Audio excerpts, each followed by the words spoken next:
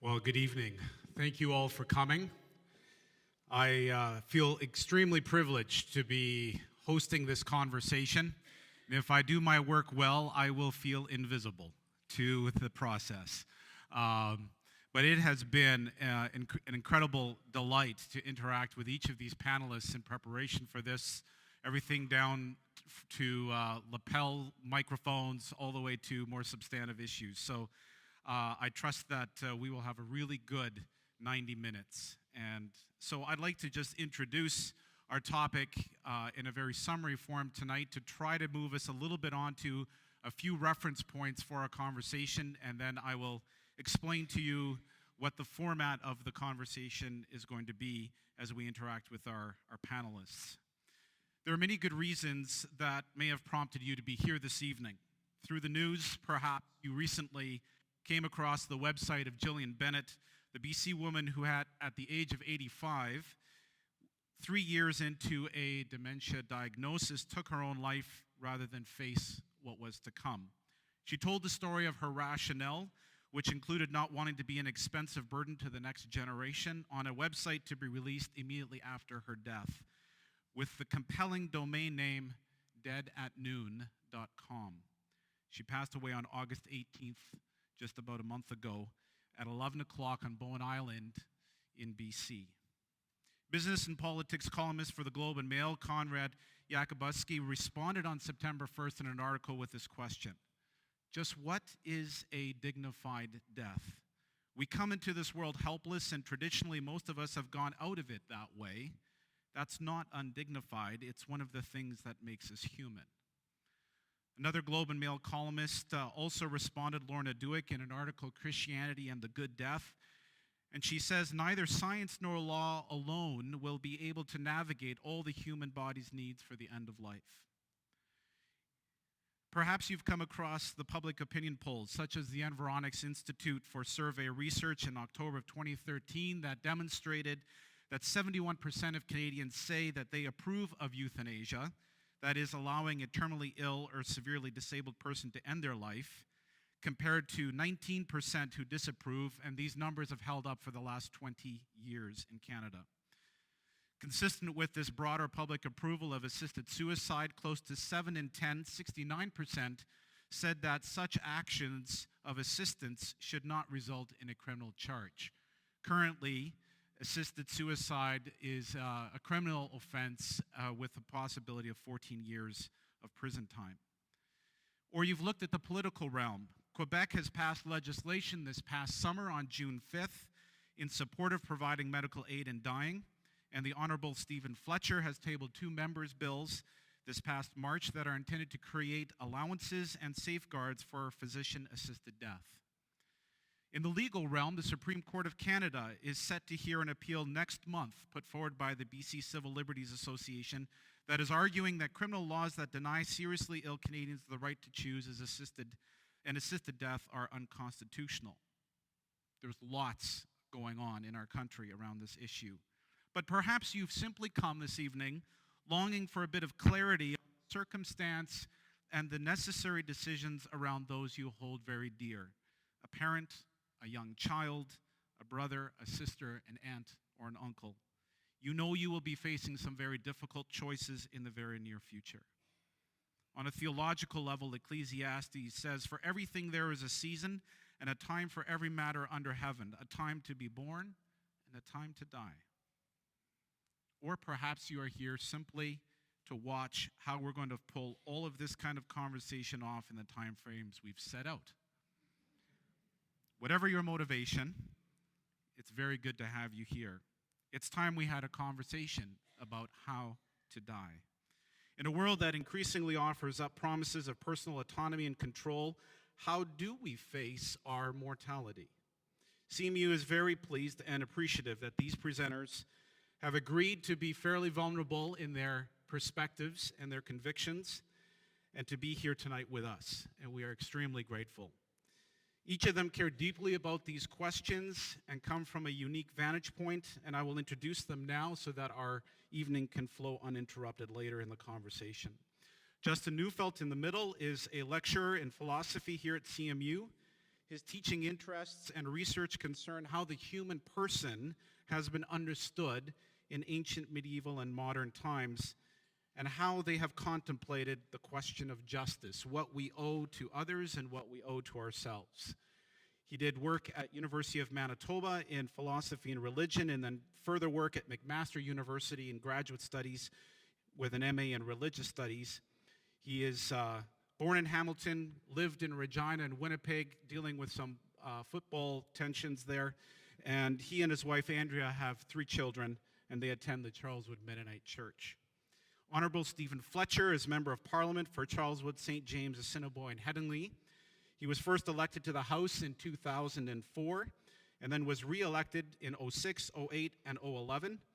After his first election in 2004, he was appointed as the official opposition critic for health and was a member of the Standing Committee on Health. Health has been a significant body of work that he has engaged in for over a decade.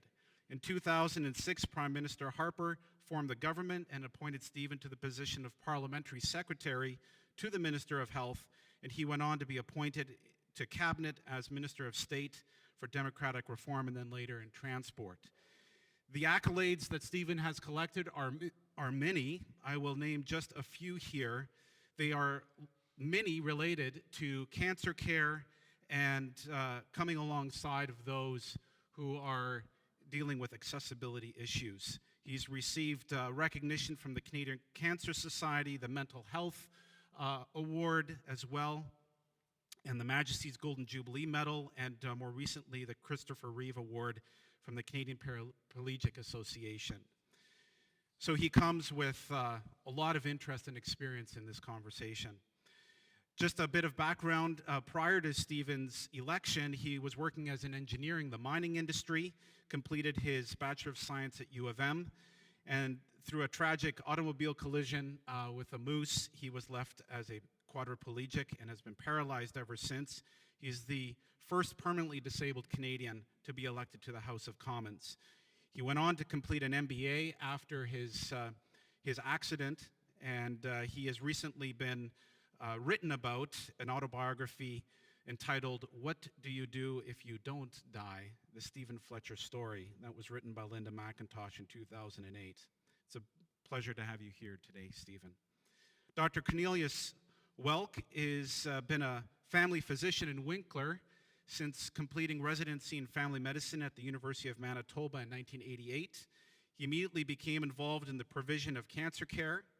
A decade later, in 1998, he completed a palliative care fellowship in London, Ontario, and then began the role of Regional Medical Director of Palliative Care. He's a member of the Canadian Virtual Hospices Ask a Professional team and a member of the College of Family Physicians of Canada's Palliative Care Competence Project.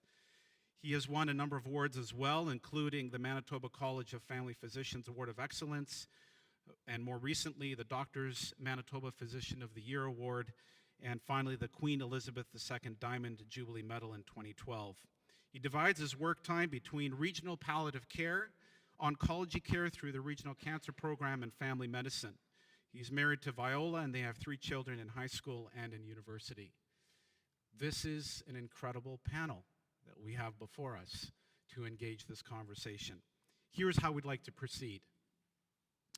Our hopes are this: that we will create an open and authentic space for the next 80 minutes with community members and guests, and we invite you to grapple with some challenging questions. It is my role to facilitate the conversation, and I will call you back to a spirit of generous listening and respect, even as I would deeply invite you to be very forthright and very candid in your perspectives. We recognize already that a topic of this magnitude cannot be fully explored, but we believe that honest engagement is vital to a healthy society. So in the next 80 minutes, will you take the opportunity to explore your own sense of thoughts and feelings and engage our guests with candor? They will tell you if they want to answer your question or not, and we will give them that freedom, as we always would. Here's the format. Each will present 10 minutes, and then we will have between each of the presentations time for 5 minutes to respond, largely asking questions of clarification about what they have said. definitions, positions, and so we'll have an opportunity to interact individually with each presenter after their 10-minute presentation. And then after everyone has spoken, then we will move to 30 minutes of open discussion. Our time is limited, so I invite you not to hesitate to ask your question. This is a very unique opportunity. We have 2 mics that will be in the aisles, and you can just simply indicate to an usher that you'd like to speak, and there's also will be a microphone upstairs. And so we invite you to, both in the 5 minutes we have with each presenter and then in the larger 30-minute time slot, to ask your question. Just a note that the evening is being recorded for distribution on our website. If that helps you with respect, then that's great.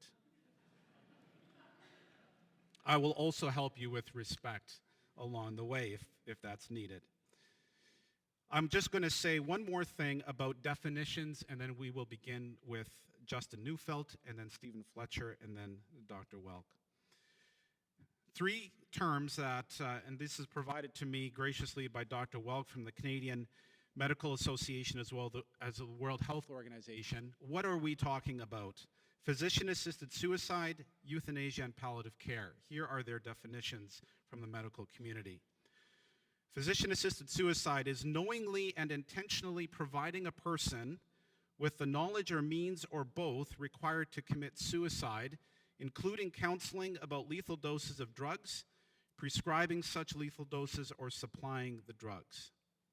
Euthanasia is defined as knowingly and intentionally performing an act that is explicitly intended to end another person's life, and that includes the following elements. The subject has an incurable illness, the agent knows about the person's condition, the act is committed with the primary intention of ending the life of that person, and the act is undertaken with empathy and compassion and without personal gain. And then finally, palliative care.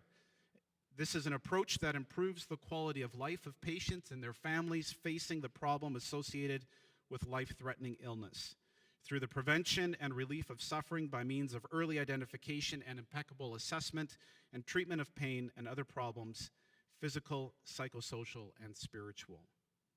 So with that, I welcome you to the conversation. We'll begin with our first 10-minute presentation by lecturer Justin Neufeld.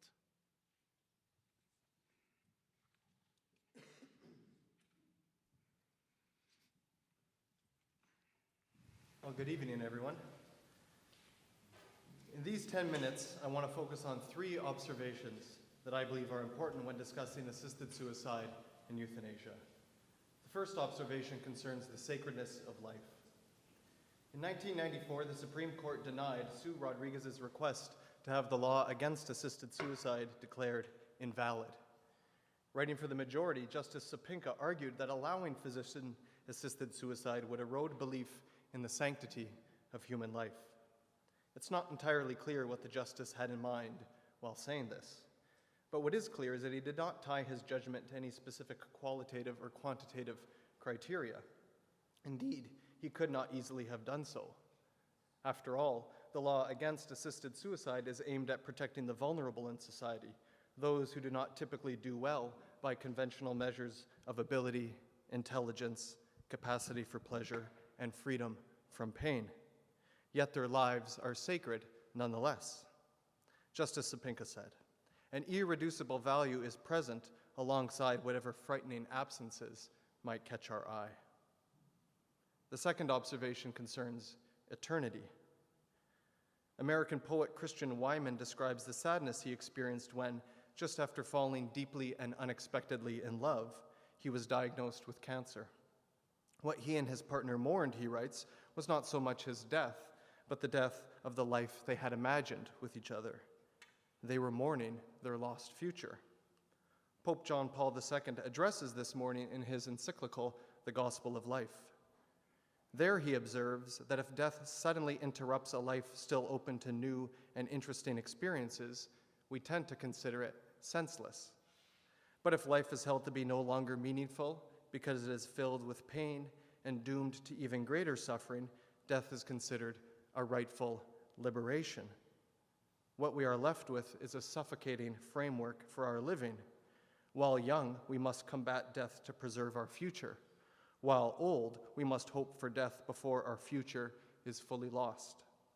Only the thought of eternity, John Paul says, can give us breath and fill our lungs in these times of trial. The third observation concerns the ego. When a family member died many years ago, I too was mourning a lost future, and like many others in these circumstances, I was angry at God. In the midst of this, I happened to read a Free Press article describing a carjacking somewhere in the United States. A thief confronted a woman and forcibly stole her car. Her child, still inside the car, tried to escape and was dragged to its death. The mother watched all this happen from the place where the thief had violently confronted her. Reading this article was an important moment in my life because it hit me in a profound way that my humanity and compassion and sympathy had a pathetically short reach. This and other tragedies greater than my own are commonplace. Yet no event had been enough for me to consider truly parting ways with God until it touched me directly. But this meant that my complaint against God had no legitimacy, for it was the complaint of a self-centered individual. My budding rebellion was fundamentally indulgent and unfeeling. This doesn't mean that events like these are not cause for profound and legitimate questioning. They are. But it does mean that the ego must be broken if justice is to be discerned in them. So, sacredness, eternity, and ego.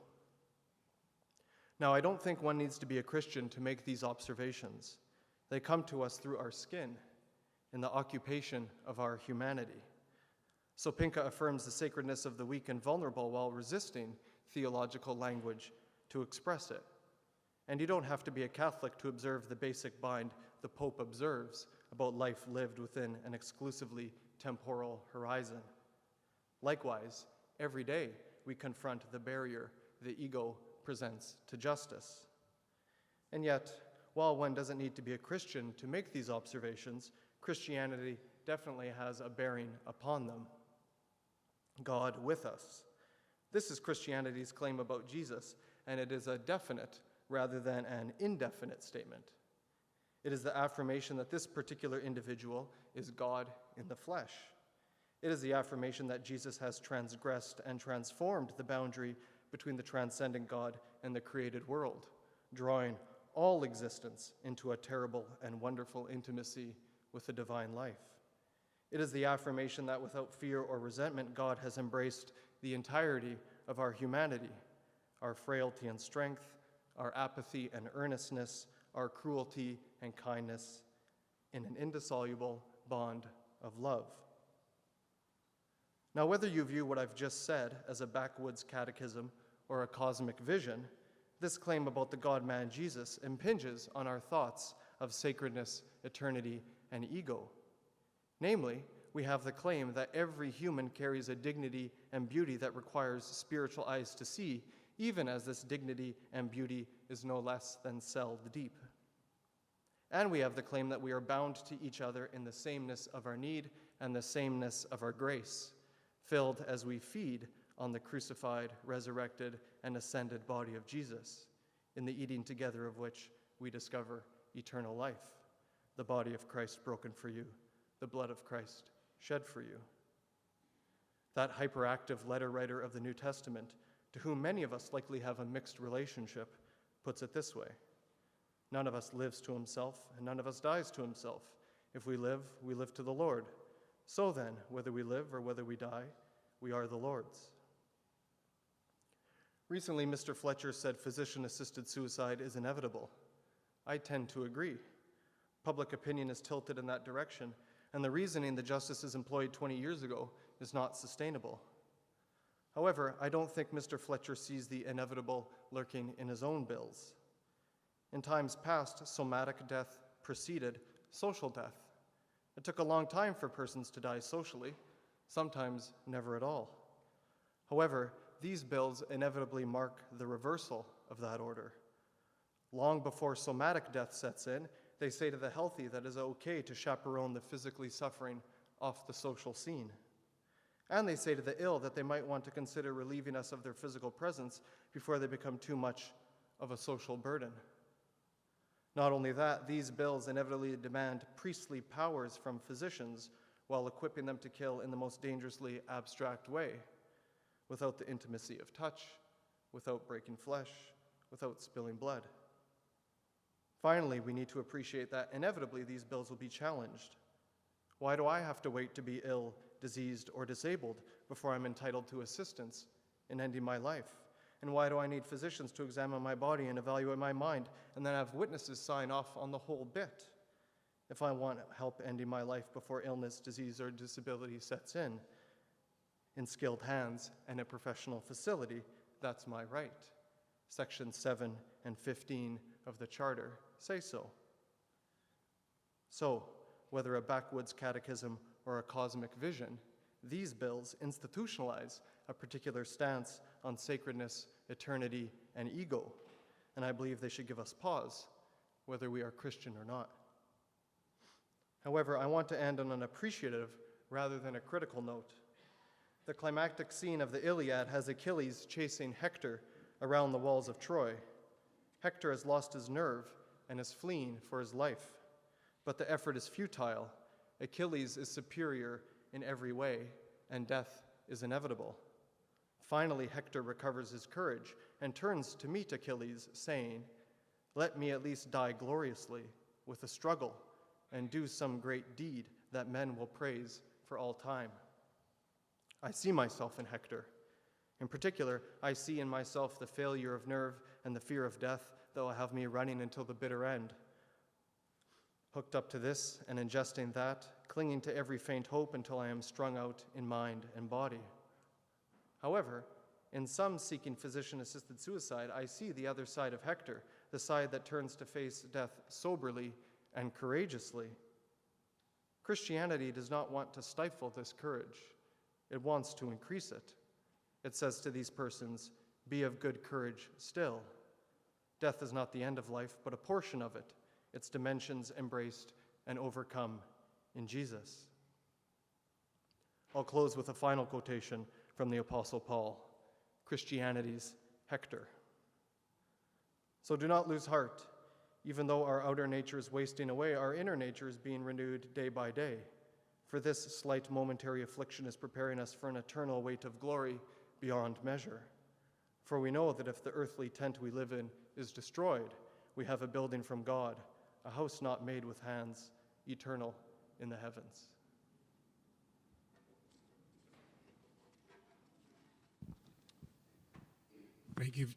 Thank you very much, Justin. So let's take 5 minutes to respond to Justin's presentation with questions of clarification or reflection, and then we will move to Steven Fletcher. So don't hesitate. We'd like to just give you time to clarify his thoughts, but we won't wait.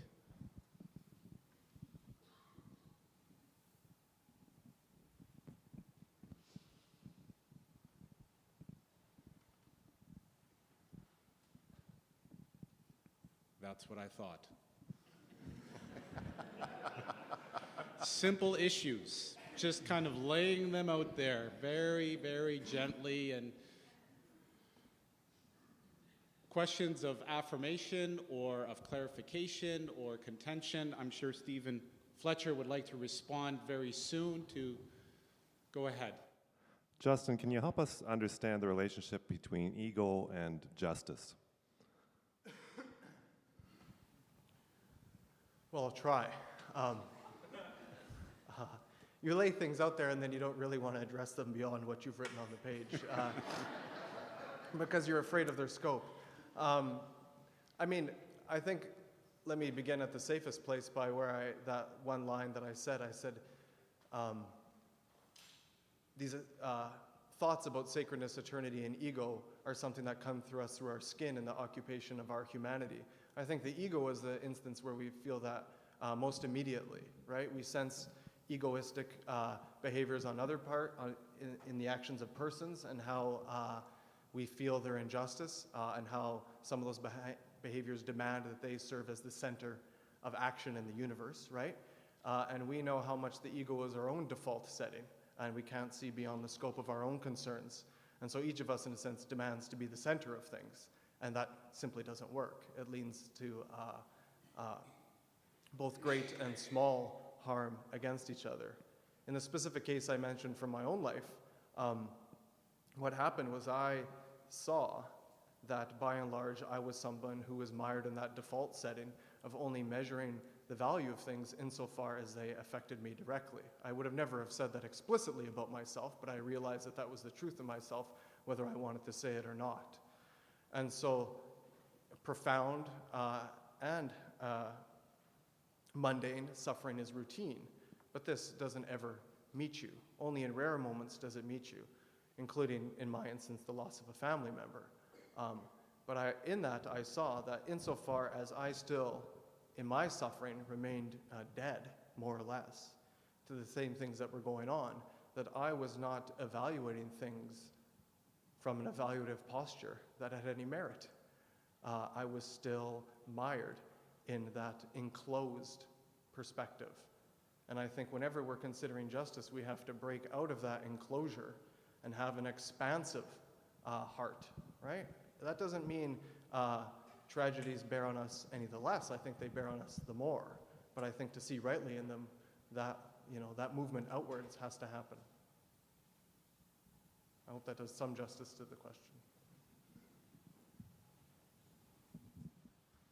A couple other questions? Go ahead. Would you define the word somatic?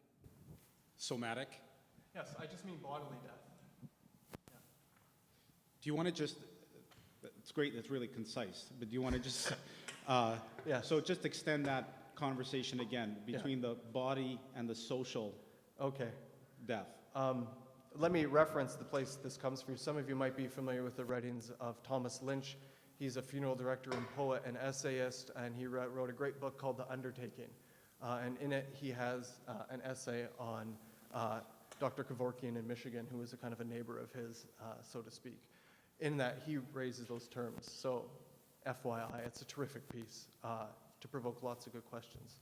In that piece, he talks about how the social process of laying somebody to rest is something that goes on long after they've died physically, right? And that we come to grips through someone's bodily death through all sorts of mechanisms that cross religious traditions and are present in non-religious settings as well. And when I say in my presentation that it took a long time for people to die socially, sometimes never at all, you have an instance, say that, in the Catholic tradition of the Communion of Saints, where you have a robust understanding of a social body that continues to exist long after people might be bodily dead. And so the obligation to keep company with one another is not something that you just do up until the body dies. That socially you keep company long after the body's death because there is a more profound communion that exists even though the eyes don't see it. Wouldn't you also include Elvis fans? We need Yes, a clarification on Elvis, so just a 30-second pause to deal with Elvis, and then would you include Elvis in your... As I said earlier, you can choose to respond or not, right? Yes, yeah. I mean, I tend to think, even in things that we find laughable, profound dynamics are going on, having to do with the three things. And I'm not saying these things are comprehensive or the only things. I'm just saying it's worth thinking about ego, eternity, and sanctity of life when we're thinking about this issue. One more question, and then we need to move on. In that carjacking scene, you spoke about how much that affected your sense of humanity. Could you expand a bit more about that sense of humanity? So I missed the first half of your question. In the scene of the carjacking, you talked about regaining a sense of humanity. To just unpack that a little I don't bit. have anything to say directly about the carjacking in and of itself. Again, I don't want to be too autobiographical. But it's hard to, as a young man, it was a really sharp moment where you get a sense of the scope of the hurt that's in the globe that's concurrent with your own, right? And that really I thought that what was perhaps happening in my rebellion against God, which I thought it has legitimacy. I'm not trying to diminish that at all, or anybody's experience of that. But how that was functioning, what my fear was, once I had this kind of moment of insight, so to speak, what my fear was is that this moment of rebellion would actually only solidify me in that enclosed framework. That's what it was really, the movement that was happening within me, is that I was not making this move to become the expansive person I ought to be, was that it was solidifying a habit of mind and heart that was present before my father's death, and that was using my father's death as an opportunity to gain its own kind of perverse victory. Right? That's some of the things. Yeah. Let's thank Justin for this presentation.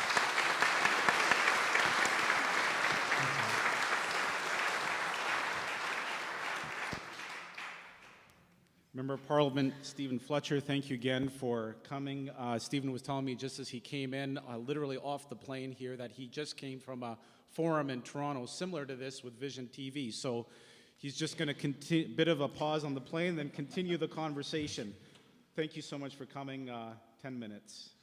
Well, first, thank you, CMU and everyone for coming out on a glorious summer evening, it seems. And the fact that so many people have come out, I think, suggests how important this issue is. And I see some friendly faces.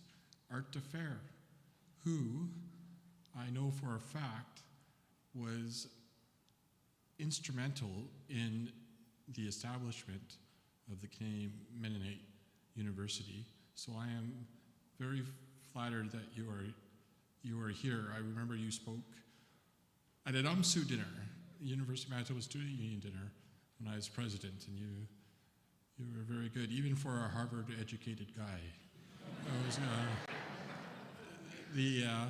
I also see Dr. Alan Ronald, who is famous because he is basically the godfather of infectious disease in Canada and has extended the lives of probably millions of people and hundreds of millions of people going forward.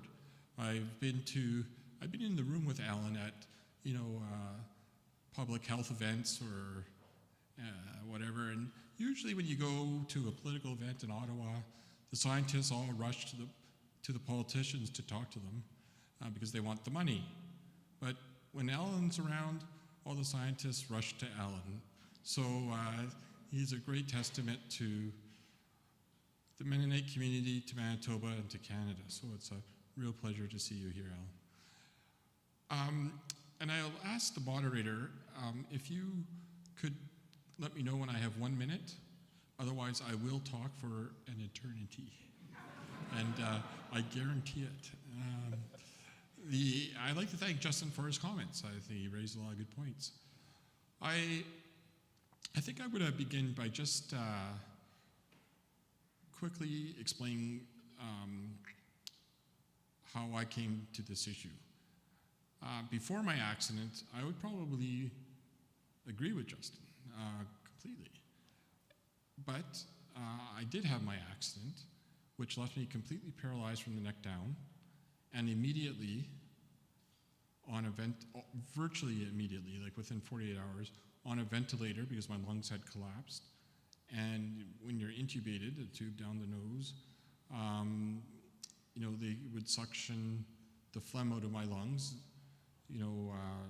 every few minutes, day in, moment after moment, day in, day out, week after week, month after month. Couldn't talk, couldn't ask questions. But you can't sleep either when you're getting suction. It hurts. It hurts a lot. And drowning is terrifying. And so I was in a perpetual state of drowning for a very long time.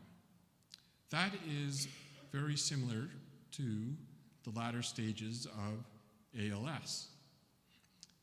Now, I would not wish on my worst enemy even a fraction of that time in my life. But I was young. I was 23. I didn't accept the doctor's prognosis that I would be completely paralyzed, and I was wrong on that, but at the time I didn't accept it, and I had goals, objectives, a loving family, and my parents are here, so thanks for coming out, Mom and Dad. And it was a very difficult time, and I saw some pretty terrible things in the hospital. Now, let's fast forward 8 years, and I find myself elected to Parliament and the health critic. And again, after swearing I would never go back to a hospital again, I've probably been to every major hospital in the country through that role. And in that, I, again, have seen the good and the bad of our healthcare system. Now, fast forward a few more years, because when you're health critic, you have to toe the party line. Well, you make the party line, and then you have to toe it on the health.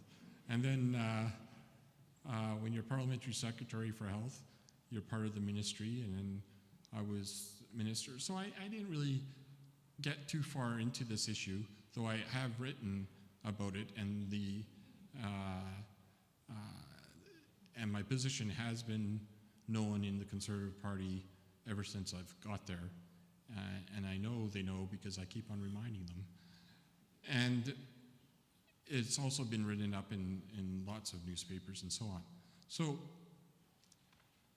the reason why I share this is it was only until after I left cabinet that I was able to introduce what we call a private member's bill, or private members' bills.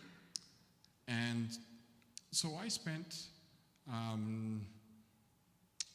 probably 6 months researching, talking to academics, talking to individuals and the Library of Parliament and the legal department, and I ended up with 2 bills. One that, the first one, C-581, creates a bit of a a bit of an opening in the criminal code, because right now in the criminal code, section 241 says, and I'm paraphrasing, but if you help someone end their life, you are going to go to jail for 14 years, up to 14 years. And there's no ifs, ands, or buts. But the provision before that says suicide in Canada is legal. So if you have all your faculties, you can try and end your life or end your life. It's perfectly legal. But if you are unable to do that at the end of your life, or you become too weak, or whatever the case may be, you can't do what anyone else can do. And that is one of the arguments that's coming before the Supreme Court, is that, well, vulnerable people don't have the ability to do what we would call, quote unquote, able-bodied normal people. So that is an interesting angle, and it is one that is being looked at very seriously. Now, my bills don't deal with every situation. The first one, you have to be over 18, you have to be a Canadian citizen, you make the request, you have to your doctor, you have to do it several times, and then you are put in touch with completely independent doctors to make sure that you know what resources are available, be it palliative care, hospice care, home care, and there are provisions to make sure that the individual is not under any duress from their family or even the institution. The horrifying scenario would be, oh, we need bed 24. That would be terrible. So if you do that under my legislation, you're in big trouble. But there are some rare examples where, like ALS or Huntington's disease, for example, or terminal cancer, where people suffer and they are unable to do anything. They just suffer, and it just tears families apart. And when I introduced the bill, I got hundreds, if not thousands, of emails from strangers telling me about their family their family tragedy. And it was, I don't know why they were emailing me, because there's nothing I could do about it, and I didn't, in some of the cases, my legislation wouldn't deal with it, but people wanted to have that choice. They knew that their loved one wanted to have that choice.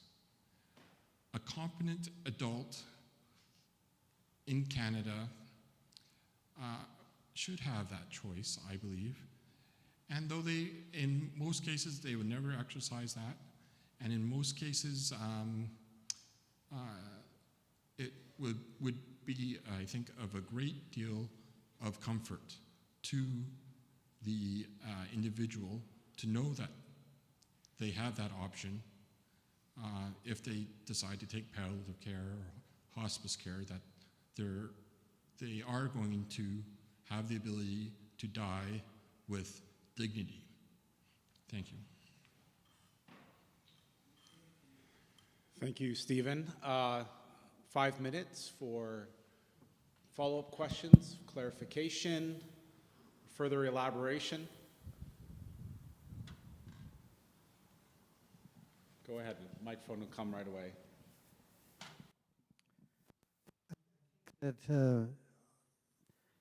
My concern is for people whose value systems preclude assisted suicide. And I'm curious, does your bill give them any mechanism for guaranteeing their safety? Because it seems that no amount of reassurance from those who believe in assisted suicide removes the fear of euthanasia from everybody.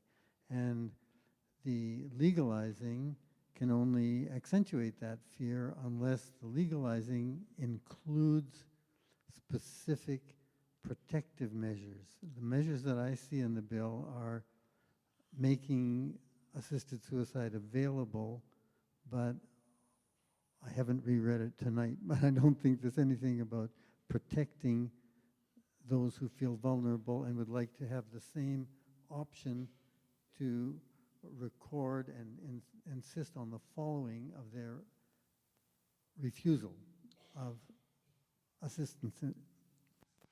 Response. That is a great question. And my second bill, which I didn't have time to talk about in the first opening, tries to deal with some of that, in that it would allow for greater disclosure without fear of punishment of what actually is happening in our hospitals and nursing homes. It would create a knowledge base for public policymakers to be able to make the best framework possible. So what you have described is dealt with. I would. You also brought up the issue of values, and that is critical, because not everyone has the same values, not even in this same faith. And I'll share an anecdote with you quickly.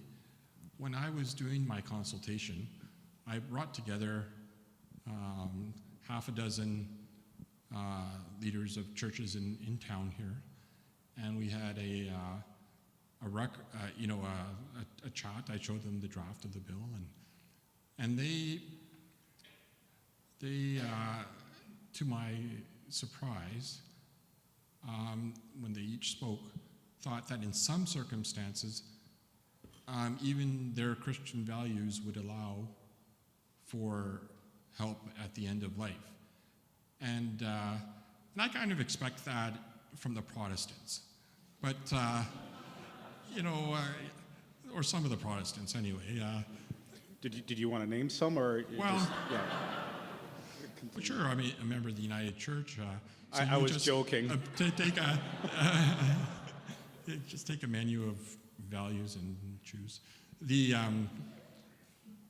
Seriously, but when it came to the Catholic priest, he said, yeah, absolutely. There are circumstances where life is extended beyond what God ever intended, and people suffer. And I said, Father, I'm a member of the United Church, but I don't think you're following the party line here. And he said this. He said a large part of his practice was bedside spiritual care. And he has seen too many people suffer too long without hope, and it really pains him. I found that very profound. So, yeah. Thank you. Is there one more question? We will have time after for further conversation. Let's go to this far side here. Hi, I'm Ruth Enns. I'm the author of a book on the Latimer case and people with disabilities. I have lived with disability most of my life, and I have been at the bedside of a number of people at the end of their lives, including both my parents and my late husband. I have also studied this topic greatly. Writing the book kind of thrust me unwillingly into this topic. I know that I can expound on this topic as long as you can, Mr. Fletcher. I hear a lot of words being bandied about here that I addressed in my book, such as suffering, which is very often a matter of perception, particularly amongst observers. Even pain is subjective. There are so many things about this topic that are a matter of perception and not necessarily reality. And what you often hear in these debates is the extremes being mentioned, such as what you talked about, people at the end of their lives and always talking about it as if it's a matter of wanting to avoid death. But in reality, euthanasia... Just ask for about 30 more seconds, and then we'll come back to that. Mr. Fletcher, you talk about safeguards. Do you know of any safeguards that address every last situation for every last individual in the world? If you have safeguards like that, I don't know of any. And if they are not in existence, then safeguards allow for holes as big as a Mack truck to drive through for anybody to interpret those safeguards and do whatever they want. Let's just pause right there and just a brief response, and then we'll come back to that. Sure. Well, I'm not looking to pass legislation for the world. I'm just focused on Canada specifically. In regard to the issue of vulnerability, this is why a competent adult. My values are different than everyone else's values. Like, we're all unique, but it's the values of the individual whose life has been affected that will push the decision. No one else. And if it is someone else, there's the criminal code. in regard to the issue of the scope, the extremes, I'm not pretending to deal with every situation in Canada. I'm saying that the person has to be over 18 and that they have to be competent. So, kids, absolutely not. People with dementia, absolutely not. Brain injury, absolutely not. And so on. So, like those who say that legislation can't cure all problems, they're correct. But I also will point out that there are people today within a few kilometers of where we're meeting that are in nursing homes starving themselves to death, or the morphine drip is increased just that much, and all sorts of other very end-of-life-ish, unlawful perhaps, activity is going on, but it's accepted for whatever reason. Let's thank MP Steven Fletcher.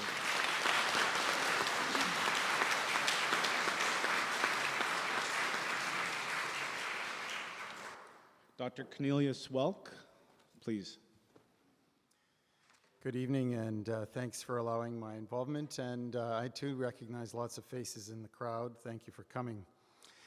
You've heard a little bit about me. I wanted to add that I have a Christian Mennonite background and faith, and one that's most certainly influenced my work and my thinking on this. But tonight, my thoughts on this challenging topic are not directly based so much on my faith, but on or spirituality, but on my work and my readings and my reflections. Over the past few decades, topics around the end of life have become more common in the medical literature and in the media. And it's no surprise then that the topic of physician-assisted suicide and euthanasia, while having been discussed for a long time, is now more commonly encountered. And why is this? Well, while our overall mortality rate is unchanged, we all die, the number of deaths around us are actually increasing as our population increases, and in this continent as our population ages. And over the past century, we've developed great expectations of modern medicine, which indeed has helped us to extend life, treating many diseases and conditions which were previously not treatable. We are, in fact, sometimes shocked when we learn of a young death that could not be prevented. And young becomes relative, doesn't it? During this time, we've managed to push ourselves away from the one thing in life that we all encounter. We've done what we can to avoid thinking about dying, and we certainly don't want to talk about it. We've become a death-denying society. Despite the many medical advances, or perhaps because of them, there's increasing fear. Fear of invasive tests and procedures, fear of pain, fear of abandonment, of lack of services, of suffering. And so one proposed solution is medicalizing death to the point of the deliberate ending of life. I invite you to consider a few aspects around this potential ending of life, thinking about the past, the present, and the future. Throughout the centuries, civilized societies have held life sacred. Thou shalt not kill echoes in many faiths, in every faith, I believe. As physicians, in the words of Dr. Margaret Cottle, we have been standing amongst ancient trees, an old-growth forest of noble principle. It's been growing organically for 2,400 years, since Hippocrates, a delicate social ecology of mutual support and protection which forbids the killing of a patient. In medicine, the main ethical pillars are autonomy, beneficence, non-maleficence, and justice. And these have been discussed for centuries. And interestingly, when initially described, it was non-maleficence which headed the list. First, do no harm. Within the past century, this changed to autonomy. No big surprise given the emphasis our current society places on the self. Now, current laws don't allow euthanasia, the taking of life of a patient, nor do they allow physicians to aid in patients taking their own lives, for example, giving them prescriptions for drugs and directions for taking lethal doses. It's important to differentiate this, though, from discontinuation of unwanted treatment. There are no laws against stopping ventilators or quitting dialysis or refusing chemotherapy. Advanced care planning helps patients guide their families to make decisions for them when they themselves cannot. I would encourage everyone to give that some thought and some words. Speak to your family about it. Check out one of the online strategies like Speak Up. When symptoms remain refractory to attempts at alleviating distress, or when a catastrophic event has occurred or is perhaps about to occur, we have the option of sedating a patient into a deep sleep, one from which he or she would not be expected to waken, but one which has been shown not to shorten life, as it's only done near the very end of life.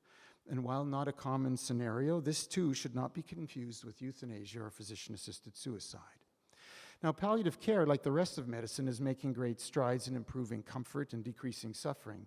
The approach is a multimodal one, addressing not only pain, but also other physical symptoms, psychosocial, and spiritual needs.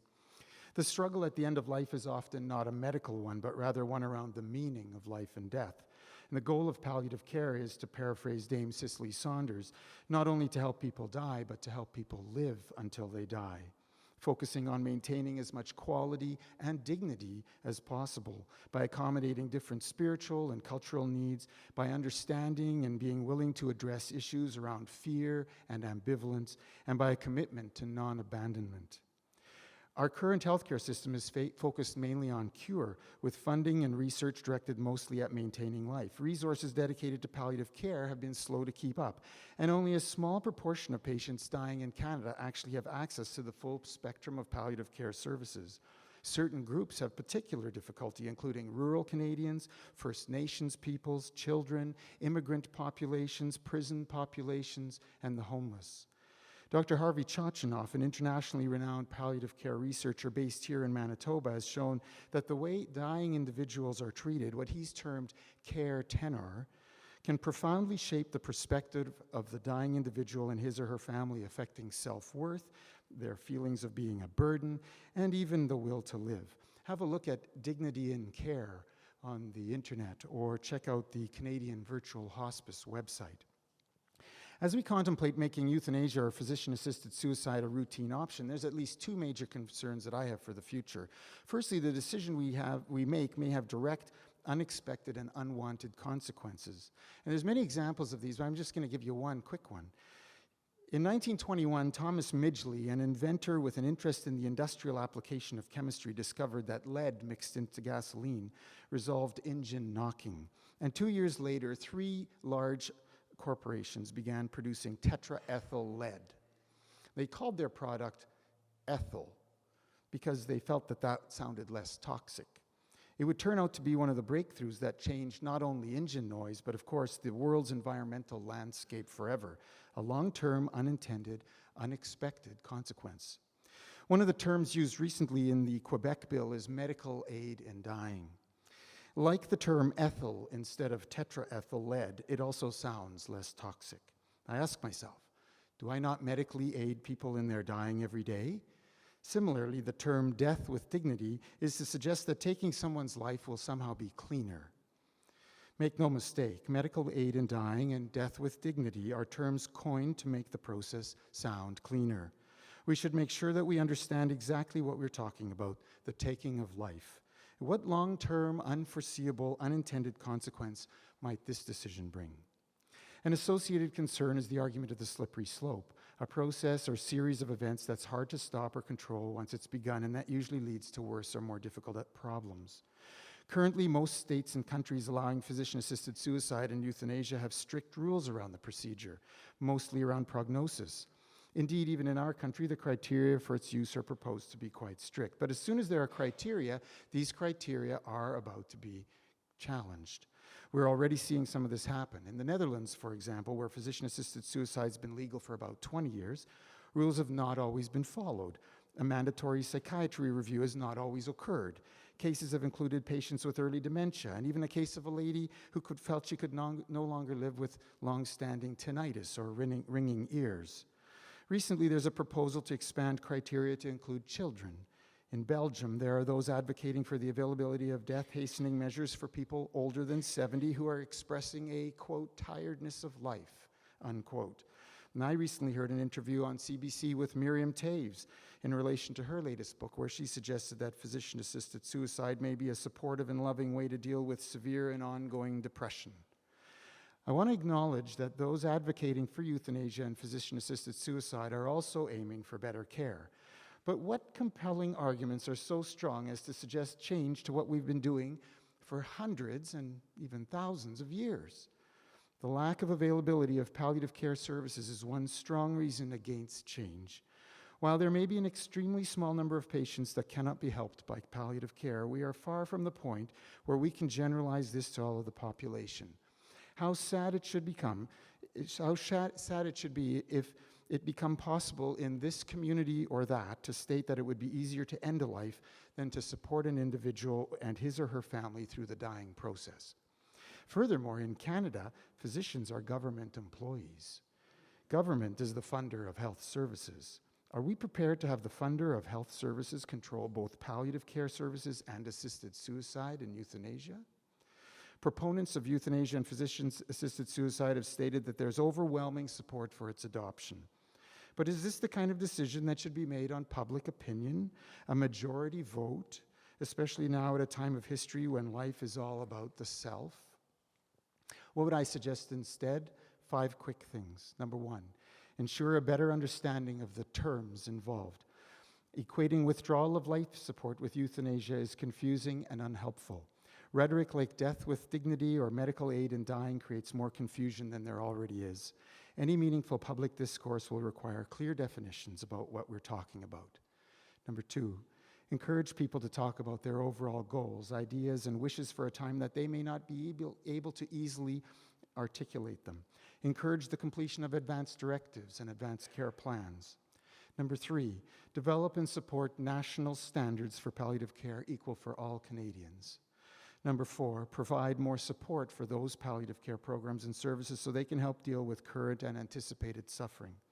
This support needs to be available in all parts of Canada. It's been shown that most people want to die at home or close to home. That means we need better palliative care services in all areas, including rural and remote communities, and for special populations. And finally, number 5, uphold the importance, the sanctity of life for all of us. While we currently live in a world which places utmost on the individual, I expect we will soon enough again learn how much we actually depend on each other. Thank you. We'll take a few minutes, we can acknowledge him.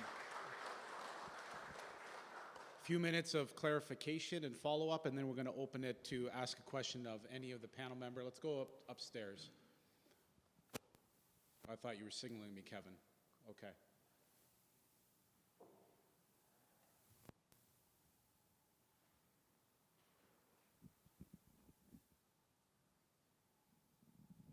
Okay, let's thank Dr. Welk at this point, and then let's open it to everyone.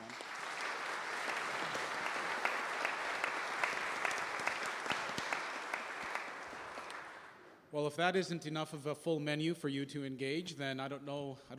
I hope we've done our job, and now we turn it to. Do you want to ask a question? The panel members can ask a question of each other, or you can ask all to respond, or one of them to respond, or turn the question back to the audience. Please, we do have some time, and we want to take advantage of this really good opportunity. Go ahead, right in the middle here.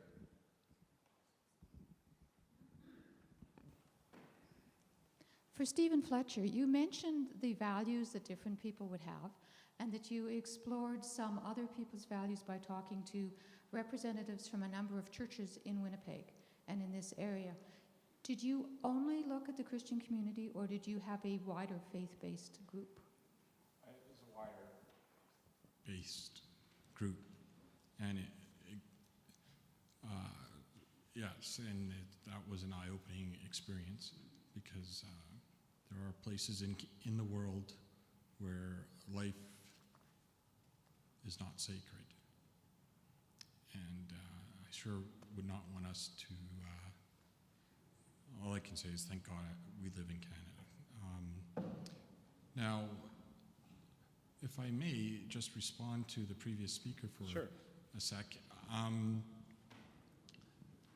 In regard to how the decision should be made on this, the vast majority, we've all conceded then that the vast majority of Canadians support the rhetoric, as the previous speaker put it. And the decision, I believe in a democracy, when we set values all the time through the Charter of Rights and through legislation, and that's done through the general population vis-a-vis their elected representatives in Parliament. And I believe that that is where this decision, if the law is changed, should happen.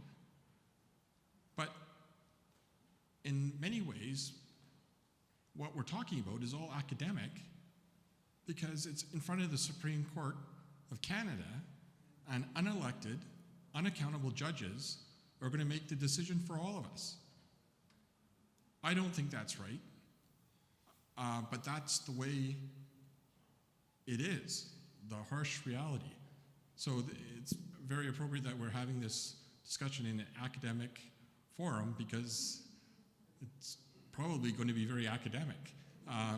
The Supreme Court, you can never guess what they're going to do. But let's say, for an example, that they do strike down Section 241. Then what? We can end up with no law. The government could try and bring in a law. But those are the two choices. Those are that is the hard reality of what we're dealing with today. And in regard to the issue of the doctors being paid by taxpayers, well, taxpayers are also loved ones and family members. And I do have in my bills a separation between sort of institution, or another way of putting it is government, and the individual who's making the request and the doctors. So I don't think, I think, my bill may not be perfect, and I think that's why it needs to go to a parliamentary committee and flush this stuff out, because there's going to be people that have much better ideas than me, and I'm all for that. But, and I'm all for us having this discussion, because as the previous speaker said, it will spark debate around the kitchen table.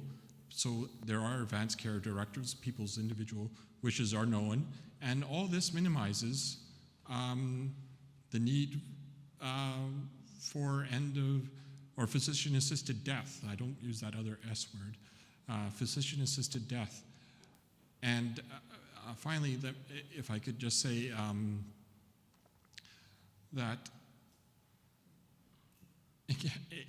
I learned this morning that the countries that have physician-assisted death are also the countries that have the best palliative care programs in the world. And make no mistake about this, we're talking about, we're not talking about the whole world, because in most of the world, you're lucky to make it to 70. In Canada, it's not inconceivable that you can make it to 100. So it is very much a first world problem or challenge, what to do when people have exceeded what we have normally experienced as humanity in lifespan. Ideally, the lifespan and the health span will match, but there's often a gap. What do we do in that gap? If you want to take a microphone, Justin, and you can take one as well, so you can respond with the handheld mics. Other questions, you can take it in a different direction or respond to what you've just heard. Go ahead. I feel like I should respond to that. Okay, go ahead. So first of all, testing? Testing, testing. Just grab that, Justin. Yeah. Just grab this one. It's probably a Liberal who's using them.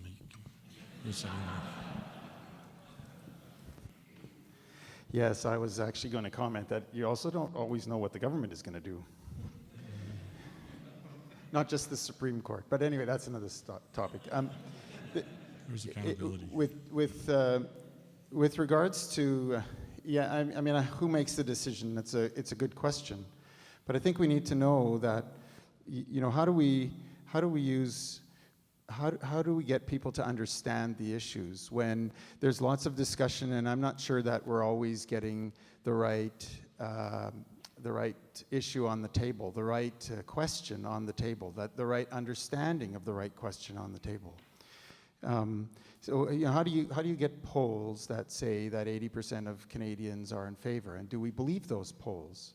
And at what level do we say, well, wow, if 80% are in favor, then maybe we should just go with it?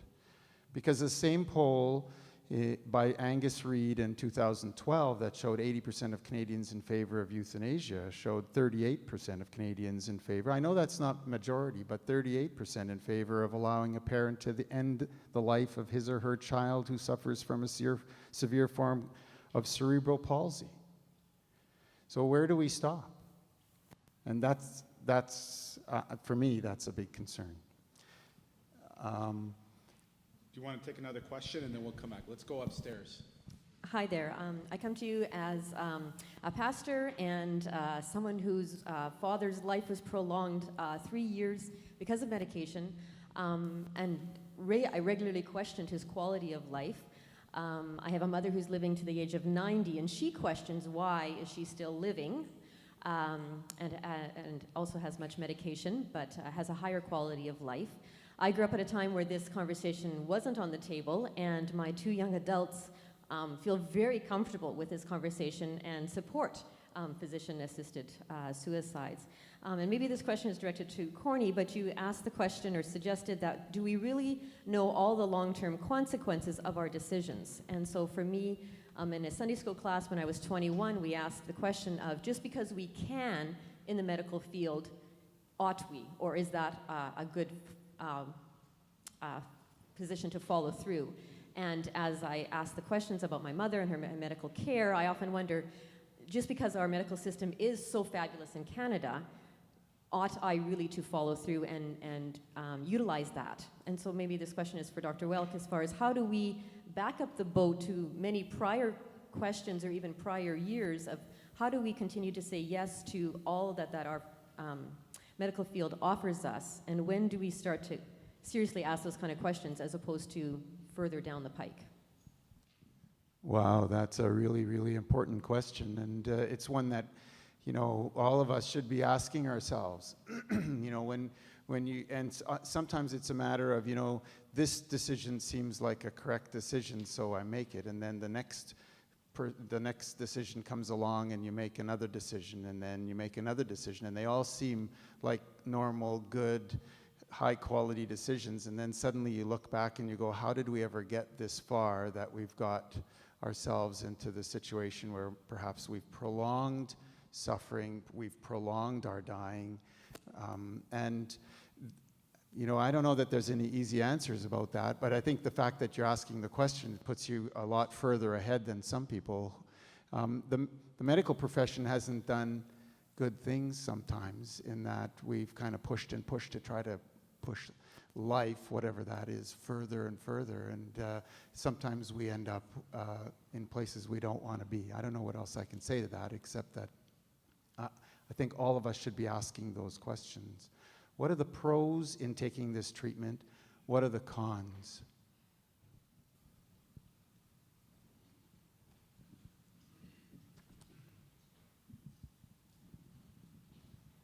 Go back upstairs. It's a great forum. I think one of the things that's very positive about it is the value of having a process that is open and transparent. So I'm supporting the whole idea that there should be explicit guidance given on these questions. And I don't know if this is unusual, but in conversations with a number of friends of mine who are physicians, these decisions are being made all the time. And it puts them in a very uncomfortable position.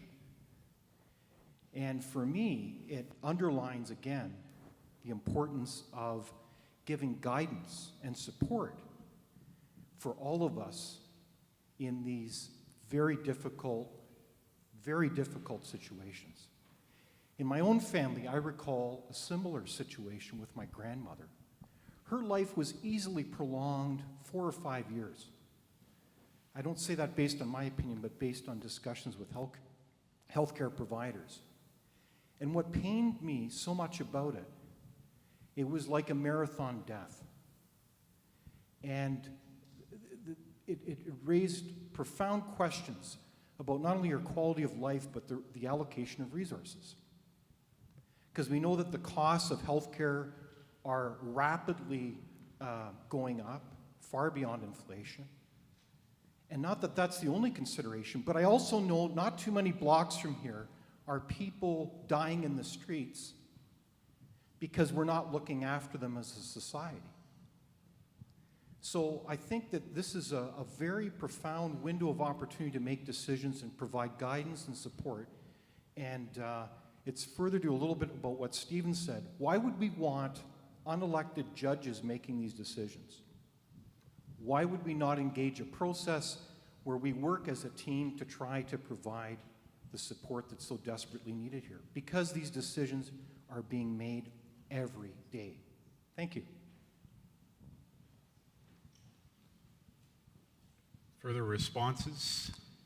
Well, So you were, just to reiterate what I think was being said, is that you would prefer a public conversation, which would be, you would understand as in the parliament, rather than the legal system. So the political system rather than the legal system to make this social decision. Is that an appropriate thumbnail sketch of one of the rationales of your proposal? yeah, well, you could look at the Canadian Medical Association, which is sort of the umbrella organization for most doctors.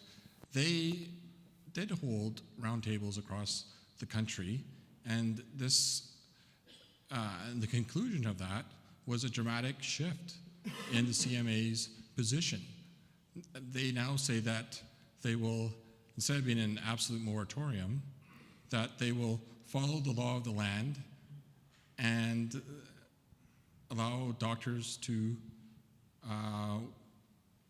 move forward with their conscience within the confines of the law, which is, it's a little bit too clever by half, because the law is the issue. But the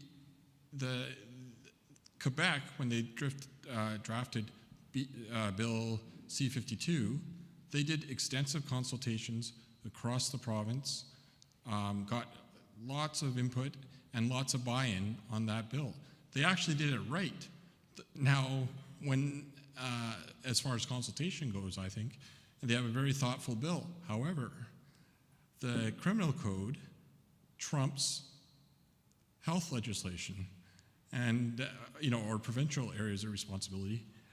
And there's going to be a collision between the criminal code and what Quebec is trying to do with Bill 52. Now, I got into an argument with one of the Bloc Quebecois MLAs this morning about this, but I'll just say that I was right and she was wrong, and that we could be wasting a lot of time in the courts rather than helping people or asking Canadians what they want. Justin, can I invite your response that I think relates to this? You made a comment about the priestly role or power of the physician if we go this direction. Right. Are you suggesting that that you hesitate to provide to go that direction? That in terms of what it means to be human, which I see as kind of your piece of this conversation, that priestly role is too much to ask. Is that a fair assessment of what you were suggesting there?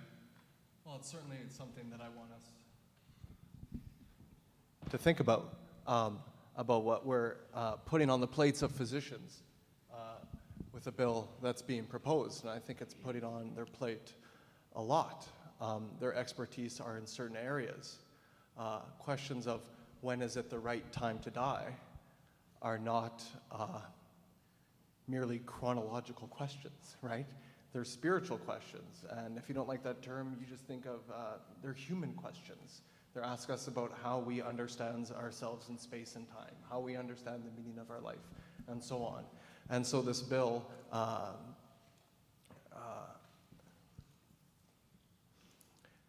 asks the physician to carry a great burden with that conversation. And I think we all should be burdened with those thoughts.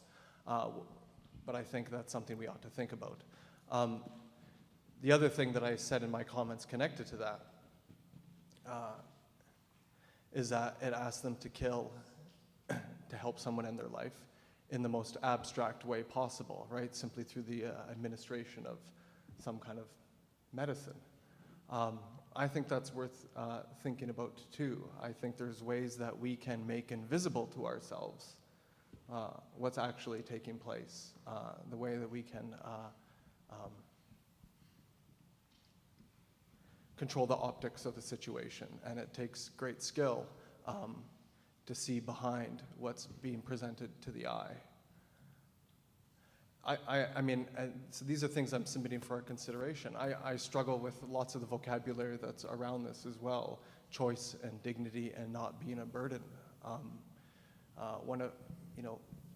One voice that's often turned to understand the significance of disability is Jean Vanier. And I don't know the work of Vanier that well, but what he does say is that one of the gifts of the severely handicapped is that they show us the beauty of life lived outside the tyranny of the terms of choice and dignity. Because in many ways, those are not possibilities for them, right? And yet, in their very limitation in that regard, they open up a beauty of life that we weren't able to see before. Likewise with burden. I expect to carry the burden of my parents dying, and I hope I educate my children to carry the burden of my own dying as well. I don't know what else I'm parenting them for, in a sense. Well, we could end right there. I think that pretty much sums up what we're really trying to deal with in life. Well, yeah, I mean, Another... both in the humorous way and in the serious way, right? And so... you can hold your, I'll stop there. hold your thought, and we have one more question that we have time for.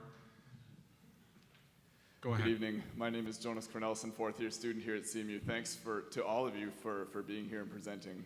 It's been an amazing opportunity. This question comes primarily from Mr. Fletcher because it's out of his comments, but perhaps it'd be interesting for all three of you to respond. As we were talking about the age of the individual and this clash with values and wondering who is influencing the decision to accept a physician-assisted suicide. Mr. Fletcher, you said it is the values of the individual that will push the decision and, quote, no one else. But my question is, within society, does anyone truly operate autonomously of the values of, for example, their close friends, their relatives, or society as a whole? And how can we, or you, or anyone convincingly build a case that any individual's values are truly autonomous and it is that their own decision and not influenced by any other circumstance? I can deal with that. I will have to ask for a brief response from each of you, just guarding our time. Go ahead. The answer is the best person to make a decision about their life, particularly after receiving all the information, is the life in question. And that's why my bill focuses on competent adults. Now, what the questioner suggested is that there are other influencers. Well, yes, there are, but that person is the summation of their life experiences. That's where they get their values, their ethics, their morals, their religious beliefs. It's from the summation of their life, and only that person can make the decision. I am at no point suggesting the doctors make the decision. I'm only suggesting a competent adult make the decision with the full swath of information. Thank you. Did either of you want to respond briefly? I think that we fool ourselves in thinking that the decision that we make is all about me. And partly it's because it does affect all the ones around us. No man is an island. And partly it's because it affects those that come after us in ways that we cannot predict, except to know that it generally is a slide. I'm going to have to bring our conversation to a close unless the President gives me another hour, and she hasn't yet. So I want to invite President Cheryl Pauls to come. Thank you so much for your candor. To our panelists, let's give them a very generous thank you.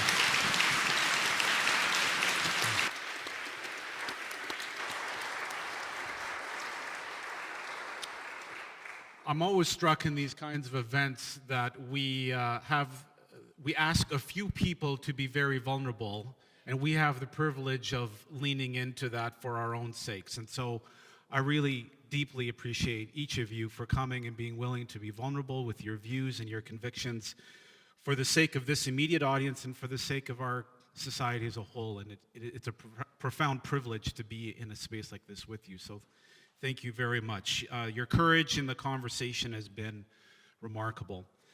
This is a worthwhile conversation. I invite you to continue it, and it's been a pleasure to be your facilitator, and I just want to give the closing remarks to our President, Cheryl Pauls. Well, I'm grateful to our guests and to our fine hosts this evening for the care, grace, honesty, humor, vulnerability, and pain that have all come through. And thanks for the care-filled listening and conversation with everyone here. Invite everyone here way down to the end of the hall to a reception at this point where we can continue our conversation. And thanks for being here to listen, converse, and discern together with us. Good night.